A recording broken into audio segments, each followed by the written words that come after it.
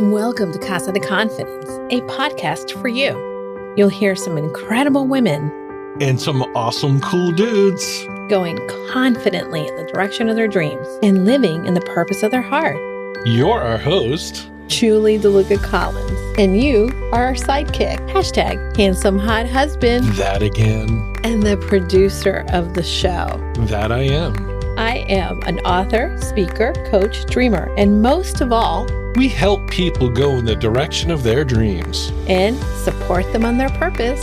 So pull up a chair, grab a drink, and make yourself at home because our casa is your casa. Well, it's that time of year again. What time of year? Well, big old thunderstorm out there. We had a tornado watch earlier this week. That is very uncharacteristic of New England, but listen, it is I think the rain season. keeps following us. I know. We went away for vacation. There's the rain. We came home. The rain was here. And you know what? It's okay. Rain replenishes. You think so? Wow, it was a whole lot when we were on vacation, though. That was dangerous. So, but yeah, anyway. Well, it's pretty bad here today. So, anyway, hello everybody. Welcome back to Casa the Confidence. I'm Dan, and this is Julie, and we're back. Well, we already had an episode since we got back. Yeah, we've been back a week now, but I am still not feeling very well. Julie, actually, in the this episode was recorded earlier this week, and yeah, you can tell she was still under the weather in this, and but I don't know, I'm just not shaking it. But well, I really like this episode, and it jumped the queue, and basically it jumped the queue because our guest today, Dr. Jenny Tufenkian, actually did a little coaching on me, and it's very relevant to our trip last week, but also to what I think a lot of people are dealing with, and I think that we need to really be able to kind of name that we may not be in the best of health and we need to find help. I'm not in the best of health right now. Well, maybe this episode is for you, Daniel. Maybe I need to hunker down and listen. Maybe you do. Yeah. I thought you listened to all the episodes. Well, really? I haven't finished editing this one yet. Okay. So what else is going on? What do you want to talk about? What do I want to talk about?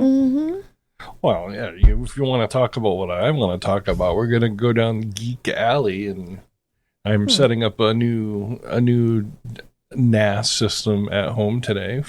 Glazing over. Glazing over. I'm setting up a new system to store our archival data.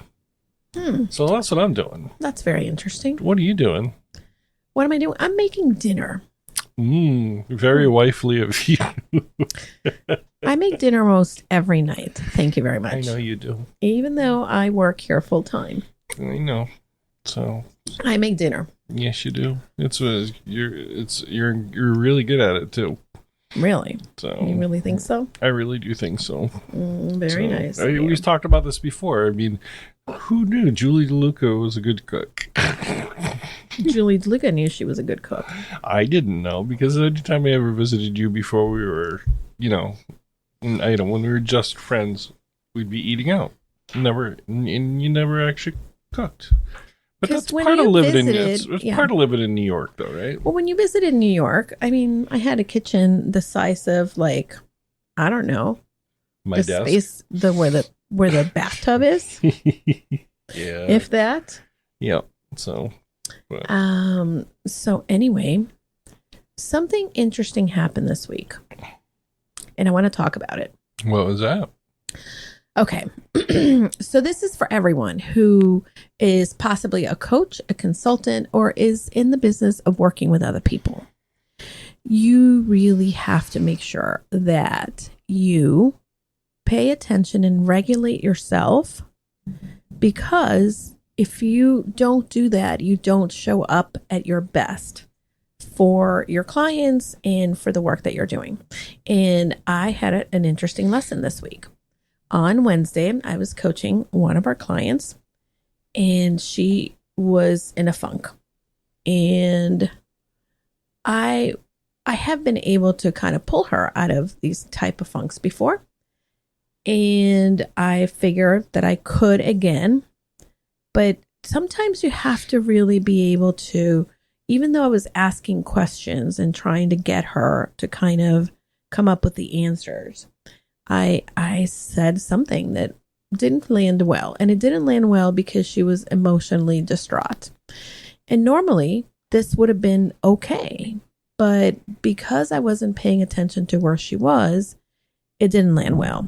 And of course, immediately, I knew that this wasn't right, and I made it right. I did apologize and asked for forgiveness, and we discussed and we kind of unpacked it together, and how, you know, she shared a little bit of the kind of week that she had that she hadn't shared with me, and how this kind of touched a nerve, even though normally it wouldn't have. So we are not perfect, we're not infallible, but it's very important to take those moments and, one, not beat ourselves up over it, but learn from them and become better at what we do through the experiences that we have. We're never going to be perfect. We're never going to be able to meet somebody else's needs 100%. But the only person that we can really regulate is us. So that's my topic for the week. Your topic for the week? Wow. Generally, you have many topics on the week. I still have a lot of topics to go over in my brain. However, this is the one that is the most pressing, because I know that this has happened to other people as well. And it's very easy to go down the, oh, woe is me, I suck kind of, train. But we don't. We're human. We're learning. We're imperfect. And relationships really are about a dance, and it's about leading or being led, depending on the song and your expertise. Don't you think? I think. That's a good point. Yeah, I know. It's well, I don't mean it like that. I just, you know what I mean? Seriously. That's funny. So. Anyhow, yesterday I actually also had a very exciting afternoon. I went to Middletown, Connecticut. Right in the middle. It's pretty much the middle town in Connecticut. Well, it is the middle between our home and New Haven. Yes. And I have met through, of course, a podcast, a wonderful, wonderful coach. Love her. Her episode hasn't dropped yet, but it will. And I love her. Her name is Barbara Nagel. And we got to meet up in person. So that was really exciting. Oh, it's always great when you can meet people in person and not through, your computer screen. Yes. And by the way, I wanted to pick her brain because she had a very exciting thing happen to her this week. Her podcast hit 250,000 downloads. Yay. Can you believe that? I want that. And I say that in an admiration kind of way. I'm not, jealous, or I would like to definitely get there. And it's a good goal for us. And when we spoke, she shared some great resources. I shared some great resources. So I know that this friendship will continue because we're very online. And, the work that she's doing is incredibly important. She's in recovery and she transformed her life. And now she is looking to do the same for others. But more importantly, let's talk about Dr. Jenny. Dr. Jenny. So what do you want to know about Dr. Jenny? What does she do? Okay. Who does she help? And why are we hearing from her on Casa the Confidence? Well, Dr. Jenny Tufenkian is a licensed naturopathic physician with 2 decades of experience specializing in empowering health-conscious professionals to conquer long COVID and ME/CFS fatigue, or chronic fatigue syndrome.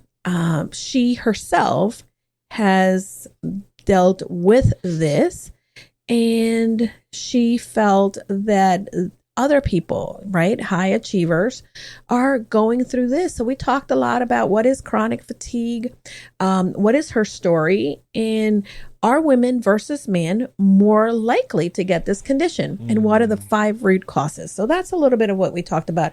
But at the end of this episode, I had shared during the episode that some of the uneasy experience and the trauma that I've been working through and how the visit to El Salvador kind of affected me. Mm-hmm. And she ended the episode by asking me if she could give me some feedback. And I said, sure, why not? Because if I learn, everybody else listening is going to get something out of it. And she made a recommendation. And she made a recommendation for me to go and see a specialist. You want to know what kind of specialist? What kind of specialist? Well, it is this kind of specialist that deals with your eyes, believe it or not. Really? Mm-hmm. Huh. She said I needed to go to a neurologist, ophthalmologist. Okay. I know I'm saying this wrong.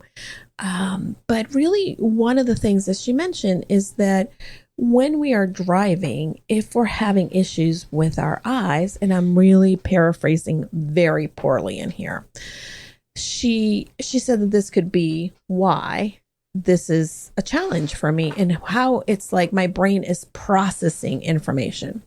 So I mentioned that, yes, I just had my eyes checked. Anyway, so you have to tune in to see what else she told me about my brain. Amazing. I'm going to listen. Mm-hmm. I want to learn about the chronic fatigue stuff too, because I'm a little interested in that. But I'm interested to see what's wrong with your eyes. Well, it's a lot wrong with my eyes and brain. So tune in. All right. So always working to get better, Daniel. Hang around for this interview between Dr. Jenny and Julie. Welcome back to another episode of Casa the Confidence and the Confident You Radio Network. Today, I am excited to have this conversation because, as you can hear from my voice, there's something going on. And I'm always looking for answers, always looking to learn more and to really bring the right tools to my life and to yours. Today with me, I have Dr. Jenny Tufenkian, who is a licensed naturopathic physician for 2 decades. You know, I have to mess something up every once in a while, everybody, and that's part of my charm. Thank you for being here, Dr. Jenny. I appreciate you. Thank you so much for having me. I'm very excited to be talking with you today. Yeah, I have so many questions that are going through my brain. But first of all, tell us a little bit more about your story, because I have a friend who became a physician after her own journey. First started as a nurse and knew that she wanted to do more and pursued becoming a physician, and then went after a fellowship. And I've seen her story. Did you always want her to be a doctor, and what led you here? You know, when I look back, I really did always want to be a doctor, but there was a huge space of time when I forgot that. And I remembered it when I was at this very critical point in my life. I found myself in an unexpected situation of pregnant, of single, of having about $200 in my pocket, in my bank account, and with a busted knee. Wow. I had studied political sociology because I wanted to solve all of the world's problems. I saw there was suffering and I wanted to help. I was trying to understand how the society worked so that I could help. And I was thinking about becoming a lawyer or going into education. And when I found myself in this situation, I really had this huge internal exploration of deciding to become a single mom, and then really thinking about, I've now committed to this life for at least 18 years. Of course, it's much longer than that. And I started to really think about some other things. And I went to a personal growth conference, and I didn't like the person that was teaching the conference. I didn't want to take it. But the guy had this amazing story that really struck with me. There was a woman who was a cashier at a grocery store. She always wanted to be an airline pilot. And now she's flying for Alaska Air. Wow. And I got into my mom's car with my big belly, and I thought, you know, I always wanted to be a physician, but I didn't think I was smart enough because I got a C on a biology test in high school. And I didn't even study for the biology class. I didn't even crack open the book, but I thought I was an idiot because I got that C. And I made decisions about, I'm not good enough. I'm not okay. I can't do this. That's not for me. And when I look back, I read the First Woman Doctor book over and over again as a kid. I was always interested in healing plants and nutrition. I was a geek in 6th grade. Everybody else was eating Cheetos and bologna sandwiches. I was making my own whole wheat bread and bringing raw vegetables and whole wheat bread to my school lunches. I was giving out vitamin C in 6th grade because it was good for your immune system. I mean, it was a total freak. And so when it all came together, it really made sense. And I chose naturopathic medicine because of my love of herbs and plants and how much they can work with the body to help you heal. Mhm. As a naturopathic doctor, I'm primary care. I can use pharmaceuticals if I want to, but I also really get to attune to all the different levels of the body, the physical body, the mental, emotional body, the energetic body. So it really meets all of who I am. And I get to meet those who I'm working with on all of their levels. Yeah. Thank you so much for sharing your story. I love the C in biology. I'm going to come clean and say I failed biology. Well, I should come cleaner and say I failed algebra too. So I really get that. Listen, and this is the story, right? That we have a failure early in our life. Yeah, And a right. lot of times we allow that failure not to teach us, but we make it mean that we are lacking, that we are unable to, and that we're never going to, right? Fill in the blank. Right. And I love the fact that you rewrote that story for yourself.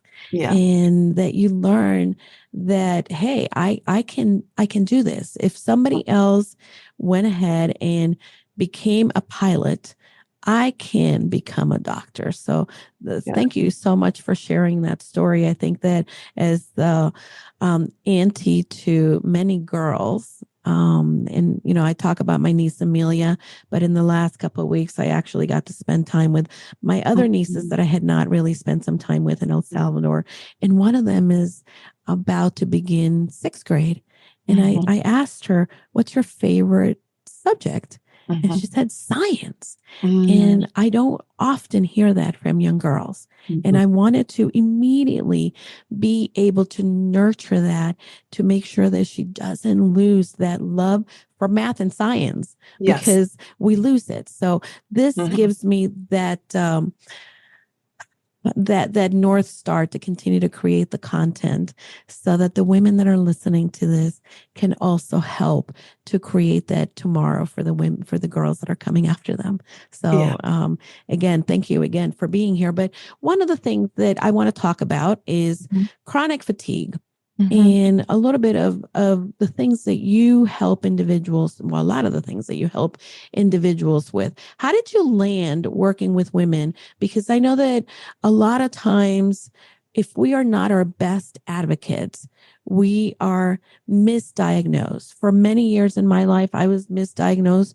And finally, I got answers in 2008 that I had an autoimmune. And then it put me in a path to understanding how to be able to work through having an autoimmune. But a lot of women don't find that. Tell me a little bit more about how you got here. Yeah, so I got here also through my own personal journey. I was second year in medical school and decided to have another child. I was married and wanted to have another kid and ended up having a series of miscarriages. And one of them was at 17 weeks. Wow. That 17-week miscarriage, I hemorrhaged, had to be rushed to the hospital, and would have died if I hadn't had modern medical care for sure. And that experience, along with I lost 5 other people that year, and I was in medical school with a 5-year-old. I mean, it was just full on. There wasn't space. There wasn't space for me to, as you talk about, there wasn't space for me to take care of myself on another level, right? I had friends in school who were going off to meditate, and I would say, what's that? What's that? What's meditation? My social time was standing in line to go to the bathroom because I was in medical school with a child and I was just doing. I loved it. I was very happy, but my life was so full. And so when these other things started to happen, the deaths, the griefs, and then when I had the miscarriage, it really threw me into what I call a dark night of the soul. And I wouldn't wish it on anyone, yet it was one of the richest experiences of my life because I had to learn for the first time, and I think a lot of you women listening to this can understand, this is the first time in my life I had to let the world turn without me. I was the Mm. person that was always everybody else's rock. People always came to me for support. They Yeah. came to me for food. They came to me for counsel. I was just that person. They came to me for money, like whatever it was, like I was Mhm. the rock. And so for me to break down to a point where I could not even stand the energy of somebody else in the room with me, I couldn't parent, I couldn't eat, I couldn't sleep. I was filled with anxiety, fear. I was suicidal. All of that was happening to Mm. me. And I just was in bed for months staring at the ceiling with IVs in my arm. So this was really the point when I became very, very sick. And Mhm. the dark night of the soul piece became a energetic and spiritual awakening for me, which I was amazing. And it also made me a much better physician because I understood what it was like to actually be that sick where you couldn't count on yourself to walk to the Mhm. bathroom. And I'm grateful for that, for my life. And I was able to get out of that with getting some real help with subconscious work. And that helped me understand the power of the subconscious mind when Mhm. people are really, really sick and struggling with anxiety, with fear, with depression, with illness. There's usually a subconscious pattern that when we can really address that, we can really tap into the energy in our body and we can start to heal. That helped me get from the bed to the couch. But I Mhm. had to take a whole year off of medical school to heal what was labeled as chronic fatigue syndrome. I didn't want that label. I hated the label. Mhm. It was called the yuppie flu in the 90s. I didn't want it on me, but it was it. And Yeah. that's really what happened to me. And it was through my own personal experience of having this condition, coming out of it, and being able to, once I got through my residency, I was able to figure out the root causes for me. And I was able to really come back 150%. A lot of Mhm. people who struggle with chronic fatigue, they get stuck in what I call the land of beige, or where they have this invisible ceiling above them where they don't feel Mhm. like they can push above it or else they'll crash. And my experience was I was able to get 100% out of that and Mhm. had another kid and worked and had an amazing, amazing full life. And that's what I want for everybody who's struggling with these conditions, is to be able to get back to that full energy state. Yeah, I appreciate you sharing a little bit of your journey because I think that sometimes we look at someone from the outside and then we think, oh, they don't get it. They've never been in Yeah, my shoes. right. But I want to normalize that all of us have been through something that has led us to where we are. So Yeah. thank you for sharing that. One of the things that I find very interesting is, and we can unpack a little bit of this, from my own experience, but one of the things that I heard you say is that there's a lot of unconscious things Mhm, going on mhm, that we don't address. mhm, I often call and talk about how we are living in this white noise. We're kind of going about life and things are happening, but we're mhm, not really paying attention. mhm. I know I think I saw on your website that a lot of women will say, "Oh, I'm fine," but they really are not. Right. What are some of these subconscious things that could be going on for somebody that maybe we need to start to bring to the surface, work through, and maybe start to get some answers and Mhm, shift from where mhm, we are? mhm, mhm. Yeah, it's such a good question. The subconscious mind is so much of who and what we are that operates both our physical Mhm. body and our emotions. So there's so much that we just think of, oh, this is who I am. I'm Jenny and I'm always this way. Whereas Mhm. that's actually subconscious patterning. The conscious, if you think of a pie, only 5% is conscious thought. Like it's skinniest little pie. Yeah, You're just going to have a taste. That's conscious that's thought. very small. That's 5% is very very 5% is tiny. tiny, tiny, tiny. It's a few bites. And the rest is subconscious. Now, some of that subconscious is controlling your heartbeat and your respiration and things like that. But it's all the visual experiences, the auditory experiences, the emotional experiences you've had since you were in utero are Mm. in your subconscious mind. And we also inherit patterns that are in our subconscious mind. Right. And so there can be anxieties, there can be passions, there can be all kinds of things that we inherit, literally inherit, and that are part of that subconscious piece. Now, my experience has been with myself and as I work with other people that there's a lot of automatic programming going on. There's Mhm. cultural overlay to all of this of I'm not good enough, right? That Yeah. I can't, that sort of that glass ceiling I was talking about. Mhm. some of that glass ceiling when people have long COVID or chronic fatigue is literally just they don't have the energy in their cells to produce. Some of that glass ceiling also can be in the subconscious mind where their body is fearing doing more things and it's sending signals out of fear. You mentioned, you and I talked in the green room a little bit about how when we get sick and things like that, it can trigger different things and it can really trigger this fear response in us. And that fear response can get very strong and powerful through the limbic brain and start to create a vicious cycle between the mitochondria in your cells, which are the energy powerhouses, and your brain. And when you're in that fear state, your body actually starts to down-regulate your energy source. Wow. And then that can really cause a lot of problems for people. So I think that the thing, if I was just to say, how can somebody tell if they've got subconscious stuff going on? If you wake up and you are full of joy every day and you just know that you are worthy of love and it is so easy for you to receive, to laugh, to love, to just be present in the moment, you're doing great and you need to keep doing what you're doing. If you wake up in the morning and you're like, oh gosh, you've got this tape of like, I got to do this. I got to do that. I'm not good enough. Oh my gosh, I'm going to fail. Or it may just be that driving force behind your, in your spine going, I got to go, push. I got to make this. It could even be an excitement about it, but it's sort of this real push. Then that is likely means that you're running some subconscious programs of, I got to do better. I got to be better than, I got to prove myself, whatever it is. Absolutely. Those are signs. Those are really, really good. I have to tell you, I read something this week and I wish I would have seen that maybe 15 years ago. You can get burnt out doing things you love. Yes. And I remember when I was climbing the corporate ladder and right before I got diagnosed with my autoimmune, and I have Sjogren's for people who don't know, I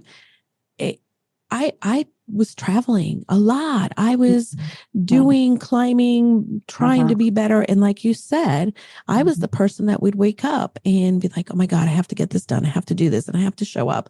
And it was such a driven thing. And it does come from a lot of, patterns that have been instilled in me from very young. Yeah. And I've been in my own journey and healing physically, emotionally, spiritually. And I noticed this week, I was traveling to El Salvador, which is where I'm from. I was born there. My mom is from El Salvador, and we left the country when I was 10 because my dad was not from El Salvador, and being that the country was at war. And American citizens were not looked upon very well. We had to leave. Yeah. But for all intents and purposes, I spent some time in a war-torn country. I also spent my life in a very loving home with my grandparents, but they really instilled in me that I needed to be better. I needed to succeed. I needed to so many things. And being in El Salvador, I was there for some family business. Not necessarily a vacation. I was trying to make a vacation out of it, but I had a flare up. I had a flare up because there was a lot of stress going on. And I remember, number one, I was driving around. And by the way, if you haven't, you heard me talk about this lately, I've been getting very nervous driving. And it's something that I'm working through. So now I'm driving and I'm getting nervous as I'm driving. And also I'm passing different places in the country where all these memories are being triggered. And some of them are really good, but I had to become that conscious observer of what was going on within me. Yeah. And when I one of the days I felt incredibly worn out, torn down, and just physically sick. I had to just say, stop, let's take it easy, and let's see what is going on and really process a lot of that.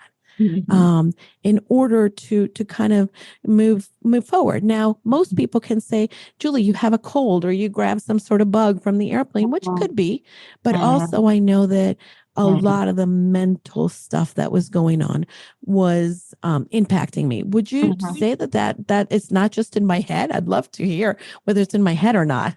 Absolutely, absolutely. And I really see that I love what you just said and how you're talking about this, because what I see is that you're seeing this as a gift, which is how I do as well. Or the what I see for you is that this is a potential gift.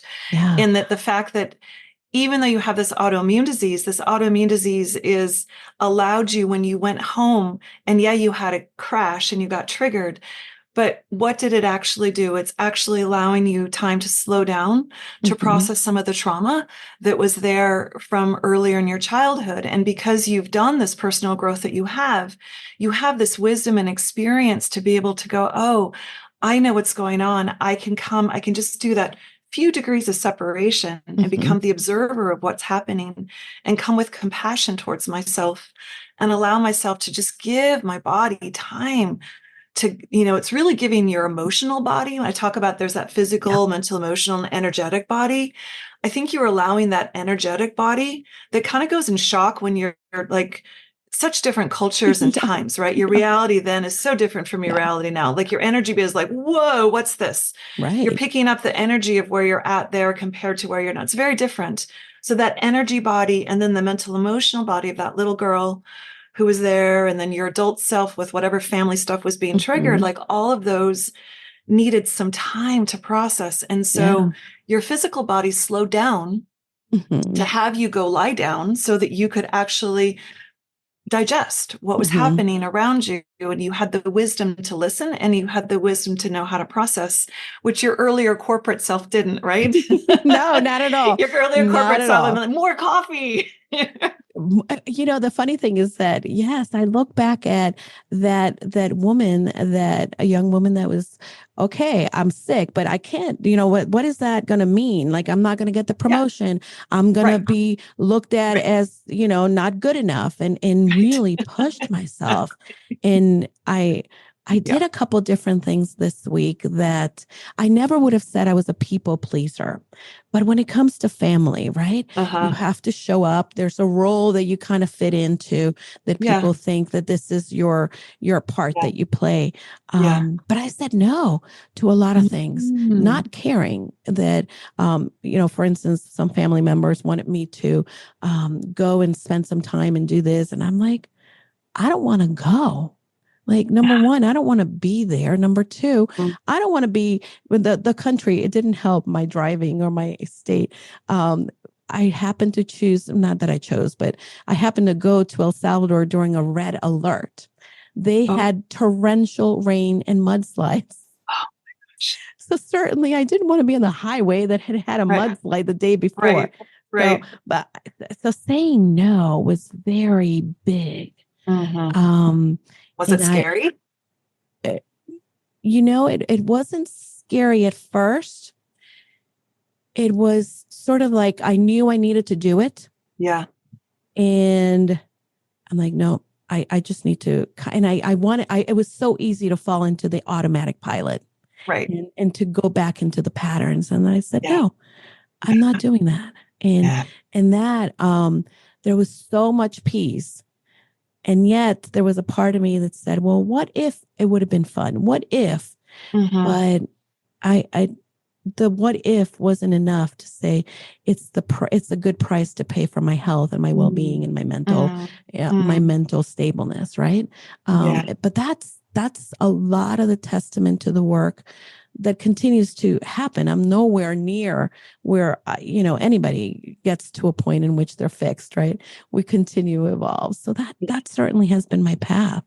And I wonder if other women that are listening to us can kind of see where they go into that autopilot as opposed to allowing themselves to set up a boundary, say no, or really take just a step back to even observe. Yeah, I think that's great what you did. And I would agree. And there's that fear of missing out, right? That FOMO that can come up as well, even if, and you're sort of like, oh, they're having the party, but the hammock, I think I just need to be in the hammock, and just stare at the sky. But there's the party and they're going to have so much fun. I'll be going to miss out. And it can be hard sometimes to make that decision about which, Mhm. but I really think going as deep in yourself as you can and making that decision, and then just really feeling good about your decision and just Yeah. knowing that that is the best for you right now. It's beautiful. Yeah. And that makes us so much stronger. Yeah. So how do people specifically that are maybe struggling with putting boundaries, and maybe some of these lack of boundaries are really affecting them in their physical health? And talk to me a little bit about chronic fatigue, long COVID, because we're seeing a lot of that. So I'd love Mhm. for you to kind of deep dive into that. Sure. So in terms of long COVID and chronic fatigue, the way that what I have come to see is that there are five general root causes that can be in somebody who's dealing with ongoing fatigue. I see a lot of people who are tired and don't realize that they have, it's actually called myalgic encephalitis now, Hmm. myalgic encephalitis or chronic fatigue syndrome, or even long COVID. They don't realize that's Hmm. what's going on because they keep pushing themselves through this fatigue. And what I see are that there are five significant root causes, and you may have one, two, three, or all five of them. One of them is this, what I call the gateway root cause, which is a hormone triangle, which is your adrenal gland or hypothalamic pituitary axis, your stress Hmm. response, and your thyroid, and then your hormones. And that triangle needs to work beautifully together as a symphony for you to have the energy you need to Hmm. function throughout your day. So if you've been on the stress express, pushing that high cortisol level, like many of Mm. us do when we're successful women, that it Yeah. can become a real gateway to leading into other root causes of chronic fatigue, and can be part of a really deep Hmm. crash and make you vulnerable to reactivating chronic viruses, which is another one of the root causes. The other thing that really happens with a lot of people is we have so many toxins in our environment right now Hmm. that those can deeply impact our ability to generate energy in our cells. And we don't even realize that that's what it is. It can be from mercury fillings, like it was for me, or Hmm. from lead, from the gas that we breathed in the air if you were born before 1979. There can be so many reasons why your body is not functioning. And then one of the other root causes is this limbic emotional dysfunction, which we've been touching on here. Hmm. When that emotional brain gets triggered and fired, it can really put on a protective response and make you feel more tired, more in pain, because it's trying to get you to go back into your cave where it's safe. Hmm. So it's really, the key is to uncover what's going on for you, is to be honest. If you're struggling with your energy, I encourage you to get support so that you can have more energy. I mean, the truth is that we all want to be amazing Yeah. parents and amazing in our profession. We all have gifts to give in the world. I mean, if it's gardening, that's your gift. Like, there's a Hmm. gift that we all have to be in the world. And if you're exhausted, you can't be your best. And so that's really why I'm doing what I'm doing, because I want us all to be able to thrive and to be our best right now, because I believe the world needs us to be Hmm. our best at this time. And it feels better It to be does doing your feel better. passion, you It know? does feel better. Now, there's a Yeah. big correlation between health and what we put into our bodies. And you alluded to Yes. toxins in the environment. Yeah. But let's talk a little bit about food, because I do believe that food is medicine. Food is Um, huge. and what are some of these foundational things that we should do when it comes Yeah. to our food, so that we Yeah. can begin to also help our system heal from the inside? Yeah. So there are five health foundations that are key to all of us thriving all the time. And these five health foundations, if you're feeling sick or tired or dealing with autoimmune conditions, whatever you have health Mhm. wise, getting these five core foundations dialed in is going to help your treatment. And for high performers, this is exactly what high performers focus on, are these five health foundations, and these are central.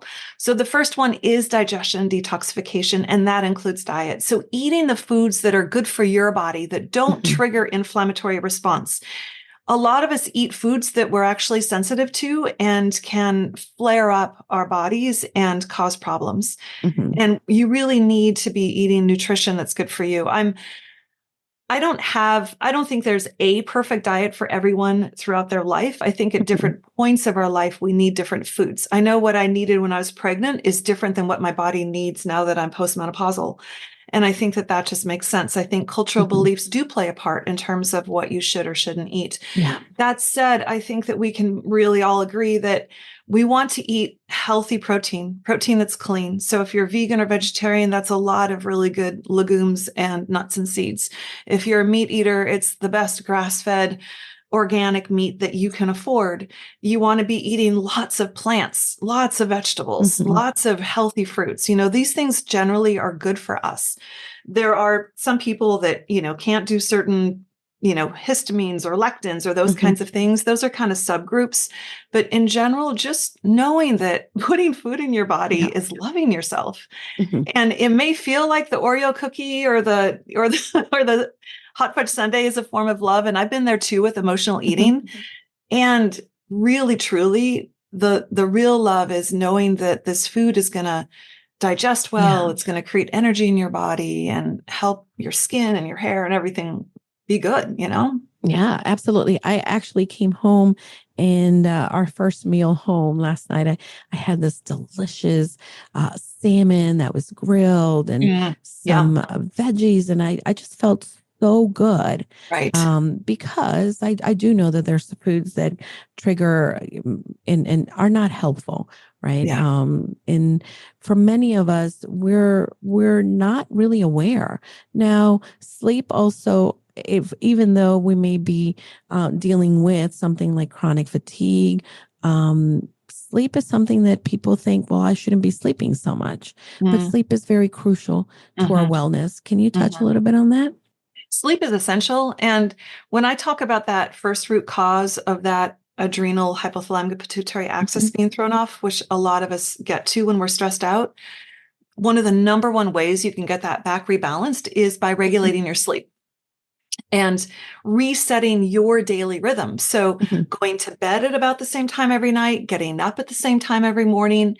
If you need to take a nap, have that nap be about the same time every day, not so late that it disturbs your evening bedtime. Right. And also if you can eat and if you're exercising, exercise at the same time every day, that resetting of the circadian rhythm is so helpful. For those of you who are moms, you remember when your baby was first born and it didn't know the difference between night and day? It didn't have that circadian rhythm set up yet. You had to be the parent to help say, okay, this is bedtime. We're doing book, bath, and bed. Okay, it's morning time. We need to sometimes retrain our bodies. So if your sleep is dysregulated, you may need to reparent yourself. Be that parent that puts yourself to bed at a really good hour, having a ritual so that your brain starts to trigger, oh, it's bedtime, just like we do for our babies, like, bath, book, bed. What's your bath, book, bed that's going to help you reset your rhythm so that you can get your sleep? I know it is so good. Oh my gosh, so good. And I'm like, oh, check. I did that. So I'm feeling good. Good job. Well one done. One of the things that people often hear me talk about is my evening tea ritual, but it really is something that helps to regulate me. I turn on the kettle at night, even when it's summertime, and I know that this is my wind down time. Yes. Individuals that seek medical help for a lot of these conditions that we're talking about sometimes are misdiagnosed, underdiagnosed. How do people know that they've been over, under, or misdiagnosed? If you're not getting better. Yeah. Very simple, but that's so good. That's such a good answer. If you're not getting better and there isn't a good explanation for that, you don't feel like you're getting the answers. You know if you're being heard, your body better than any practitioner is going to know your body. Any practitioner should be a guide to support you in your process. So if you're showing up at your practitioner and you don't leave feeling better, obviously things may not be healed in that one visit, but you should have felt like, oh, I was met. I was listened to. I know that I trust that this plan is good, or that the questions that we're investigating together are the right ones. You know inside of you if you're getting the attention you need. And it's just important to, we talk about boundaries, and it's okay to try somebody else if who you're working with isn't working. I always give this talk to my patients who are looking for a therapist, and I feel the same way about me. Like, I only want to work with people who I know are a good match to work with me. And those are the people that I bring on to work with me. And I only want people to work with me that feel like I'm the good match for them. I mean, it's got to be this two-way thing where we're both saying, yes, this is what we're doing together, you know? Yeah, 100%. I know that there's a lot of conventional medicine that treats individuals going through this diagnosis in a very different way than you would treat them. What are some of the differences? Can you give me a little comparison? Sure. Unfortunately, in conventional medicine, the myalgic encephalitis, chronic fatigue has for decades been really pushed aside. People have been dismissed, told you're aging, you're tired because you're a mom, or you're just older, even though you're just 40 years old, you know, I mean, all this crazy stuff. And it's been pushed aside, or people have thought it's a psychological issue and then given antidepressants. And now that long COVID has happened, there's been more attention of seeing how valid it is, which has been great. Unfortunately, I haven't seen a lot of the conventional practices. Usually what people, they may get some pacing, some breath work, some different stimulants or things like that can be benefit to some people, but I don't really see them addressing the root causes. And that's the part that I see as the problem, because the conventional medical model is based on, you need to have a test that proves that you have it, and then you need to have a medication that proves that we can then have a test that follows up to say that this drug is curing it. And we don't have that yet for this condition, because the condition's not caused by one thing. It's caused by multiple of things. And the multiples can be different in a different person. If you and I both had myalgic encephalitis or long COVID, we could have different root causes and different health foundations that we need to address to get well. And so it really needs to be personalized and individualized. And the conventional medical model is not set up that way. It's set up in a different system. And it just doesn't work, unfortunately, very well for these chronic conditions. I'm hoping to help change that in the world. And right now, what I find works best is when we can talk with you, you can begin to understand what are your potential root causes. Which of the 5 health foundations do you need to focus on first? Choose one and focus on that one, and then focus on the next one. That's going to help increase your base level of health. And then of the 5 root causes, which ones are the ones that are sucking your energy dry, and start addressing them. And when it comes to treatment, I have this incredibly deep and wide toolbox because I've been doing this for decades. And what I've experienced in clinic is that not everybody needs or responds to the same treatment. Some people need pharmaceuticals, some need energy medicine, and it just depends in terms of what your body resonates to. Some people really like herbal medicine or essential oils or supplements.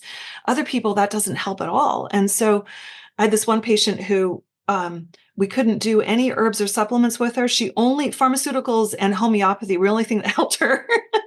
And of other people that you can do anything with. And some are so sensitive that you just have to do the microdose of the energetic medicine for them to shift. But truly, the body has the ability to heal. And I think this is the other thing that's very different in terms of how I practice, is that I come from a physics and vitalistic model of medicine where I know that the body has the ability to heal and to come back into balance once it's given the right information and once the barriers to healing are removed. And this is a different model than, we have to go in and stop or take away this thing. We need to support this, which is why our whole conversation about loving yourself and taking time and boundaries is so important, because that's part of it. That's part of the picture. When we talk about this physical, the mental, emotional, and the energetic, like which level for you is the dis-ease happening in? It may be all 3, like it was for me when I was flat in bed. Or it may be just 1 or 2. So figuring those things out. And again, this is not a conversation that is in the conventional model at this time. Right. You know, my vision for the best medicine is that we encompass all the medicine. I think the conventional model is amazing for emergency medicine and for surgeries and things like that. I love it for that. We want that reductionistic model there. I wish that we had a system where we could triage for those that have the chronic stuff, the autoimmune conditions, the things that don't fit into nice little neat, tidy boxes of diagnosis, that those could be triaged to the people who do the kind of medicine that I do. Yeah. I love that you're talking about so many different components that really resonate with me. And I hope that the listeners are paying attention, because there is not a one size fits all. And I think that there are a lot of times with conventional medicine, we think, okay, this is the symptom, let's just give it this pill and then things go away. But there are so many different layers that we need to unpack. What does it look like for someone to maybe leverage some of your expertise? What is that? What does that look like? Because I know that, there's a lot of questions that people may have. Maybe they're not familiar with the type of practice that you have, functional medicine, and this is all new to them. So walk me through that. So if somebody comes to work with me right now, I'm bringing people on for 6-month or 1-year commitments where we work together. And the process is really, the first process is really just a phone call to be sure we're a good match. Because like I said, I only bring in people that I feel like I truly believe I can help, and who I also truly believe are ready to do this work. And so there's a conversation that needs to happen for us to see if we're a good fit for each other. If we both agree that that is a good fit, then the next step is if we say, okay, we're going to do 6 months or a year, the first few months are really uncovering what is it that are those root causes? Which health foundations do you need to address? And some of that is lab testing. Some of it is doing some history. Some of it is seeing what you've done before that hasn't worked or has worked. This is all information for us to be able to really dial in. What is it that's going on with you? Where do we need to put our energy and our focus to be able to shift?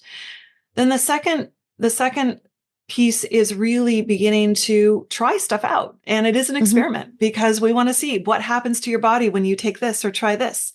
How do you feel? And then you're giving me feedback so that I can then do a deeper dive and guide you even closer to what it is that we really need to do. I call this the calibration piece. So we have the decode piece where we're uncovering what's going on, then calibration where we're seeing what works for you. The third step of 5 steps, the third step is what I call your personalized toolkit. And this is where you have the confidence, because now you understand what works for your body. Like, which foods work better for your body. So you know that you can re-regulate yourself coming home and have that salmon and vegetable meal. What are the supplements that help you in that next process? And then some people just like to coast there and stay in this place because they feel their energy is better and they feel happy. But those who are ready and willing, the 4th phase is amazing, where you get to do a deeper dive into deeper detoxification, deeper subconscious work. What is it that you really need? Like, what's that thing under the thing under the thing that's been sucking you down for decades, And it's like you clean the house, but now you're cleaning the closet. And then the 5th layer is this beautiful state where I see people really recreating themselves. And because now when you've been dealing with chronic illness and when your body starts to shift, you shift and you become another version of yourself. And that is a beautiful place where I've seen people find new careers and relationships and all kinds of fun stuff. And it's really pretty. It's really, really fun to watch blossom in that way. That's really, really fun to actually go through, I think, even though that it might be scary for people when they think change, digging into things that they're maybe like, oh, I don't know about that. But I can tell you that it's worth the work, and you are worth the work. You are worth the investment. And it's so needed for us to start looking at how we leverage medicine in a different world, because I think that we've been very reactive when it comes to healing as opposed to proactive. Tell me, how do people contact you? What is the best way to find you? Where do you hang out online? The best thing to find is to go to my website, drjennytufenkian.com. On there is information about programs. Also, I have a quiz. If you're interested in getting a look at root causes, there's a quiz on there that I've created where I follow the same thinking process I use in clinic. And that can be really fun. I have free resources. And if you're interested, you can just book a call and we can chat and see if we're a good match for each other. Amazing. Now, I would be remiss if I didn't ask, is there something that I didn't ask you that maybe we should have talked about? I love that question. I actually have 2 things. One, I just want to say, when you talked about it, people may be fearing the change. There's a part of us that prefers to be in the box that we know that may be uncomfortable. And even though we may be unhappy or not feel well, than to be in the part that is new and unknown. And I would just encourage you, in whatever part of your life you're aware of that isn't comfortable, whether it's relationship or jobs or your health, that it is worth it to break out of that pattern of discomfort to experience this new thing. And I just want to give that to you to say it is worth it, even though part of our psyche wants to stay in the uncomfortable known instead of branching out. It's worth it. So I just want to leave you with that. And the second thing is that I just feel remiss without saying this to you. If you have a minute with your brain and you having a hard time driving, that can maybe a key of something. Would you like to hear what that is? Yeah, absolutely. I am here to learn just as the listeners are. So please. Right. So there's a lot of, with people with chronic illness, autoimmune conditions, myalgic encephalitis, long COVID, dementias, there's a lot of brain inflammation going on. If you have brain fog, you have brain inflammation. And if you've had traumatic brain injuries or infections or toxins, all of that can cause brain inflammation, which is a chronic process. When your brain is inflamed, it can alter the communication between your eyes and your brain. And one of the signs of that is stressed out driving. I had the same thing. I got COVID and it kicked up my chronic fatigue and I got long COVID. And my son said, "You're driving like a preschool teacher." And he was right. I was like triple checking over my shoulder. And all of a sudden I was feeling stressed out driving and I felt anxious, and that wasn't like me.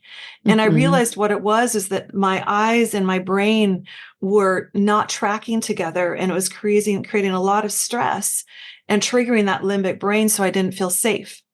And and there's an answer. So there's a couple different things that you can do. And one of the ones I think is most helpful is to actually see an neurological optometrist. Okay.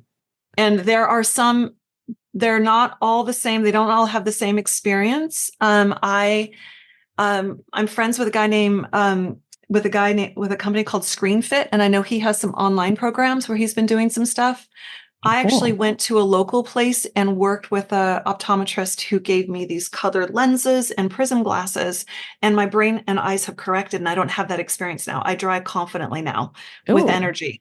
So yeah, I really highly recommend. It's great for TBIs, for brain inflammation, for fatigue, for stress when you're driving. So that's just kind of like just I a love word that. out there I love for everybody. that because I've been looking for answers. I There you go. talked about it with my functional medicine doctor. I actually have an appointment with her next month, but I knew that there was something more coming up, and I am in that fight or flight mode as I'm driving. And it's not like me. I've driven all over the world. I've taken many long trips. So I want to get back to driving. Driving has always been something that's been really helpful and fun for me. So that's a great recommendation. Thank you so much for your generosity of time and your generosity of knowledge. I want to encourage the listeners that if there's something here that you heard today that really resonated with you, again, knowledge is great, but implementation is better. Make sure that you go and implement and integrate this into your life, and go and find Dr. Jenny on all of the social media platforms. We'll have her information on the show notes, but go and tell her what is the one thing that really resonated with you and that you're integrating into your life. That is the key to confidence. So thank you again for your time. And my friends, don't forget, go confidently in the direction of your dreams. Thanks for listening to Casa the Confidence. We thank you for listening, and if you want more, go to casatheconfidencepod.com. Check Julie out on her socials as Julie DeLucca-Collins. And you can also check out her website at goconfidentlycoaching.com. Have a great week, and don't forget, go confidently in the direction of your dreams.